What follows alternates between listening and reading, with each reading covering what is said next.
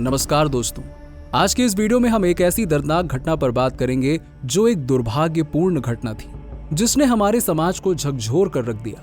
निर्भया वो दर्दनाक घटना है जो आज भी हमें सोचने पर मजबूर करती है। ये एक क्रूरता का नमूना था जिसने हमें याद दिलाया कि हमारी बेटियां समाज में आज भी सुरक्षित नहीं हैं। चलिए वीडियो शुरू करते हैं। निर्भया, जिसका असली नाम ज्योति सिंह था, वो एक साधारण सी छात्रा थी जो अपने सपनों को पूरा करने की तमन्ना लेकर दिल्ली आई थी, परंतु उसका सपना अधूरा रह गया और उसे और उसके साथी को एक बस में हुई बर्बरता का शिकार बना दिया गया।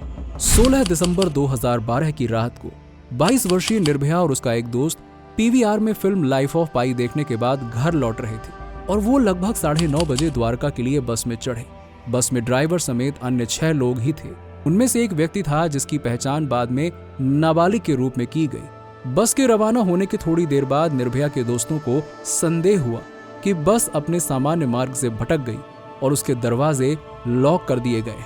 जब उसने विरोध किया तो ड्राइवर सहित पहले से ही सवार 6 लोगों के समूह ने जोड़े को ताना मारते हुए पूछा कि वो इतनी देर रात तक अकेले बाहर कर क्या रहे थे, और निर्भया के कपड़ों पर गंदे गंदे कमेंट्स कसने लगे। बहस के दौरान उसके दोस्त और उन लोगों के बीच में हाथापाई हुई। उसे लोहे की रॉड से पीट पीट कर अधमरा कर दिया गया।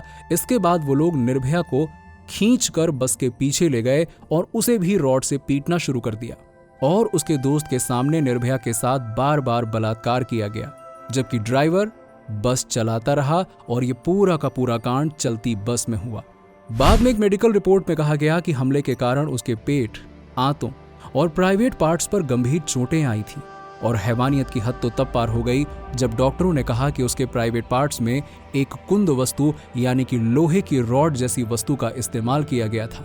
बाद में पुलिस ने उस छड़ को व्हील जैक हैंडल के रूप में उपयोग किए जाने वाले एल आकार का जंग लगा हुआ उपकरण बताया और निर्भया के अंदर से कुछ कांच के बोतल के टुकड़े भी मिले। पुलिस रिपोर्ट के अनुसार निर्भया ने अपने हमलावरों से लड़ने का पूरा प्रयास किया और 3 हमलावरों पर अपने बचाव के हेतु काटने के निशान छोड़ दिए। हमलावरों ने दोनों पीड़ितों को बाद में चलती बस से बाहर फेंक दिया।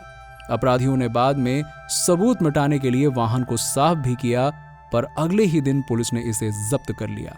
रात करीब 11 बजे एक राहगीर को पीड़ित अनग्न कपड़े पहने हुए उसके दोस्त के साथ सड़क पर मिली। राहगीर ने दिल्ली पुलिस को बुलाया और उसको सफदरगंज अस्पताल ले गई, जहां निर्भया को आपातकालीन उपचार दिया गया और वेंटिलेशन पर रखा गया। उसके पूरे शरीर पर चोट के निशान पाए गए, जिनमें बहुत सारे काटने के निशान भी शामिल थे। रिपोर्टों के मुताबिक आरोपियों में से एक ने स्वीकार किया कि उसने बस में अन्य हमलावरों द्वारा एक रस्सी जैसी वस्तु को महिला के अंदर से खींचते हुए देखा था। क्या हो सकता है, सोच के देखिए। ये उस लड़की यानी कि निर्भया की आंतें मानी जा रही थी। बस से खून से सनी 2 धातु की छड़ें और कांच की बोतल बरामद की गईं, जो कि महिला को पीड़ित करने के लिए उपयोग की गई थी। मेडिकल स्टाफ ने पुष्टि की कि इनके प्रवेश से उसके गुप्तांगों, गर्भाशय और आंतों को भारी नुकसान हुआ। और दूसरी ओर पीड़ित पुरुष निर्भया का दोस्त अविंद्र प्रताप के भी हाथ पैर तोड़ दिए गए थे, लेकिन वो बच गया। उपचार के दौरान निर्भया की 5 सर्जरी हुई, जिसमें उसकी आंत का अधिकांश हिस्सा काट दिया गया। डॉक्टरों ने बताया कि उसकी हालत गंभीर है। 26 दिसंबर को हुई कैबिनेट की बैठक में अध्यक्ष मनमोहन सिंह ने आगे की देखभाल के लिए ज्योति को सिंगापुर के माउंट एलिजाबेथ अस्पताल ले जाने का निर्णय लिया। 27 दिसंबर को एयर एम्बुलेंस द्वारा सिंगापुर की 6 घंटे की उड़ान के दौरान ज्योति को कार्डियक अरेस्ट का अटैक बताया गया। 28 दिसंबर को ज्योति जीवन के लिए संघर्ष कर रही थी और लगभग 4:45 पर उसकी मृत्यु हो गई।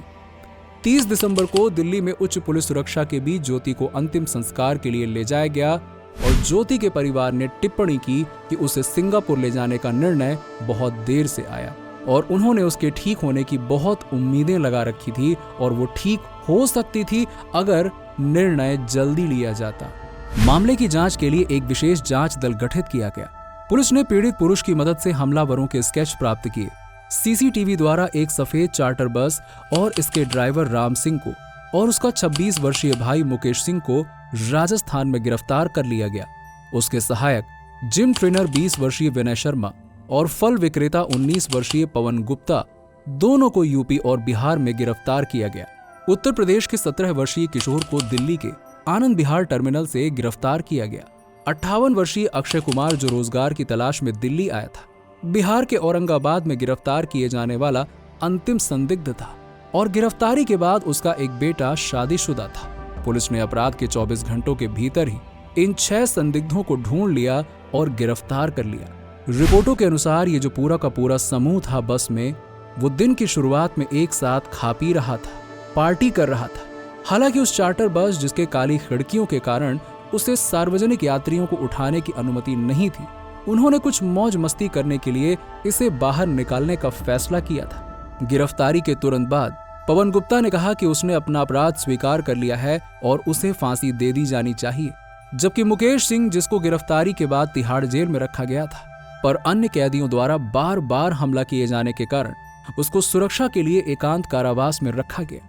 और दूसरी ओर 11 मार्च को सुबह लगभग 5:45 पर मुख्य आरोपी राम सिंह तिहाड़ जेल में अपने सेल में एक वेंटिलेटर शाफ्ट से लटका हुआ पाया गया। अधिकारियों ने कहा कि यह स्पष्ट नहीं है कि यह आत्महत्या थी या हत्या, और अदालत के द्वारा बचे चारों दोषियों को फांसी की सजा सुनाई गई, जबकि एक अन्य आरोपी को स्कूली प्रमाण पत्र के आधार पर नाबालिग मानते हुए उसे 3 साल किशोर सुधार गृह में रहने की सजा दी गई। 20 मार्च 2020 को इस कांड के आरोपी विनय शर्मा, अक्षय ठाकुर, मुकेश सिंह और पवन गुप्ता को सुबह 5:30 पर फांसी पर पवन जल्लाद द्वारा लटका दिया गया और इस दिन को निर्भया न्याय दिवस के रूप में मनाया जाने लगा।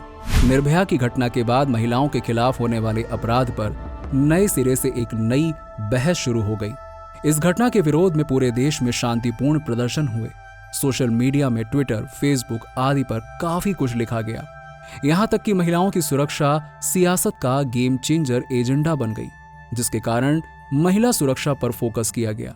जैसे कि इसमें पहली बार बलात्कार करने वाले अपराधियों को मौत की सजा देने का प्रावधान किया गया और संसद ने अभूतपूर्व तरीके से इसे एक मत से पास किया। महिला सुरक्षा के लिए 24 घंटे हेल्पलाइन नंबर 181 की शुरुआत की गई। सरकार ने इसी घटना के बाद निर्भया फंड की शुरुआत की। और इसी के साथ ही हमारी आज की ये वीडियो यहाँ पे समाप्त होती है। इस वीडियो में हमारा मकसद यहाँ निर्भया को समर्थन देना है और समाज में नारी सुरक्षा के लिए जागरूकता फैलानी है। आज की वीडियो में बस इतना ही। वीडियो को लेके आपके जो भी विचार हैं वो हमें कमेंट सेक्शन में कमेंट करके जरूर बताइएगा। अगर आपको वीडियो पसंद आई हो तो उसे ज्यादा से ज्यादा लाइक और शेयर कीजिएगा और ऐसे ही और भी इन्फॉर्मेटिव वीडियोस के लिए चैनल को सब्सक्राइब करना मत भूलिएगा। मिलते हैं आपसे अगले वीडियो में।